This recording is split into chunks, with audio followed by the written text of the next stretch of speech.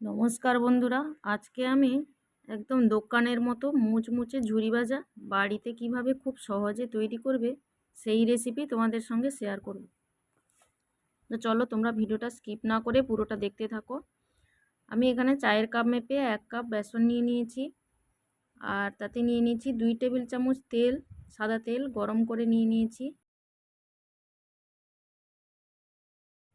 এবার দিয়ে দেব সামান্য হলুদ গুঁড়ো, পরিমাণ মতো লবণ, 1 চিমটি হিং আর 1 চিমটি লঙ্কার গুঁড়ো, আর দিয়ে দিচ্ছি 1 চিমটি বেকিং সোডা।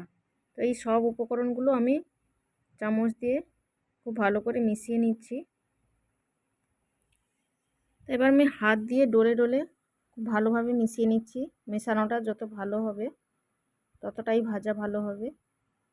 তো এবার আমি অল্প অল্প জল দিয়ে ব্যাটারটা মাখতে থাকবো। ব্যাটারটা একদম ঘনও হবে না, আবার খুব পাতলাও হবে না, তাই অল্প অল্প জল দিয়ে ব্যাটারটা ভালো করে মাখতে হবে যাতে পাতলা না হয়ে যায়। তো পরিমাণ মতো জল দিয়ে আমি ব্যাটারটা ভালো করে ফিটিয়ে নিয়েছি। যতটা ভালো ফেটাবে ততটাই ভালো ঝুরি ভাজাটা হবে।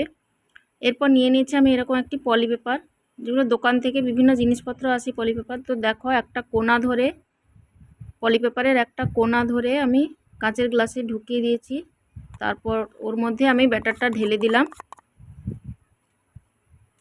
এবার আমি উনুনে একটা কড়াই বসিয়ে দিয়েছি, কড়াইতে তেল দিয়ে দিয়েছি। তেলটা ভালো করে গরম হয়ে গেলে তারপর ভাজতে হবে। তো দেখো পলি পেপারের এই কোনাটা মুখ একটুখানি কাঁচি দিয়ে কেটে দিতে হবে।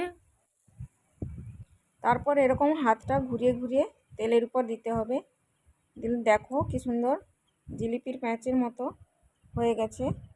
তো ঝুরি ভাজাগুলো এইভাবে ভেজে নিতে হবে, আর খুব অল্প আঁচে ভাজতে হবে যাতে পুড়ে না যায়। আঁচটা কমিয়ে দিতে হবে। তো এবার আমি এপিট ওপিট দুপিট ভালো করে ভেজে নেব। আর এটি বানানো তো খুবই সোজা দেখলে বন্ধুরা, আর খেতেও কিন্তু ভীষণ টেস্টি হয়। তো অবশ্যই তোমরা হিং এবং বেকিং সোডাটা দেওয়ার চেষ্টা করো। হিং দিলে একদম দোকানের মতো পুরো স্বাদ আসবে, আর বেকিং সোডাটা দিলে মুচমুচে থাকবে। তো আবারও আমি এরকম আরেকবার প্যাঁচ দিয়ে তৈরি করে নিচ্ছি আরও একটা। তো দেখলে তো বন্ধুরা কতটা সোজা এটা বানানো। তো মেশিন ছাড়াও কিন্তু হাতে বানানো যায়। আর পলি পেপার ছাড়া তোমরা এই যে জলের ছোট ছোট বোতলগুলো আসে, তো ওই বোতলগুলোর মুখ একটু ছিদ্র করে এরকম বানাতে পারো। দেখো কত সহজে তৈরি হয়ে গেল দারুণ স্বাদের ঝুরি ভাজা। আর আমি খুব অল্প করে করেছি, তোমরা বেশি করে করে এয়ারটাইট কন্টেনারে ভরে রাখতে পারো, যখন ইচ্ছে তখন খুশি খেতে পারো। ভিডিওটি ভালো লাগলে লাইক কমেন্ট শেয়ার করো, আর আমার চ্যানেলটিকে সাবস্ক্রাইব করে আমার পাশে থেকো।